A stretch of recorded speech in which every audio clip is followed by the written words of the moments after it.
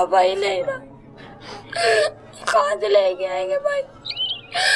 मेरी मम्मा को 3 अटैक हुए, मेरे बाबा 8 पेशेंट है, उनसे बात ही नहीं होती। मेरा भाई पूरा घर चलाता था, मेरे दूसरे भाई तो कभी घर से भी बाहर नहीं गए। मेरे वही भाई जाते थे, कोई कुछ भी नहीं बताता। कहाँ से ढूंढेंगे अपना भाई। आपसे रिक्वेस्ट है, आप लोग ही कातिल ढूंढ दो मेरे भाई का, आप लोग ही ढूंढ दो। मेरा भाई तो नहीं रहा, लेकिन मेरा भाई वहां पे बेचैन तो नहीं होगा कि मेरा कातिल अभी तक जिंदा दिन फिर रहा है।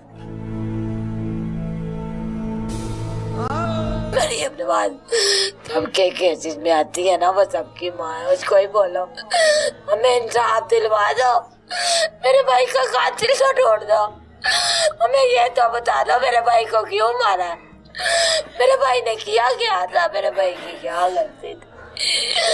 मेरा भाई नहीं लड़ता था किसी के साथ, मेरा भाई तो यहाँ पे कहीं पे खड़ा भी नहीं होता था, मेरा भाई तो काम पे जाता था।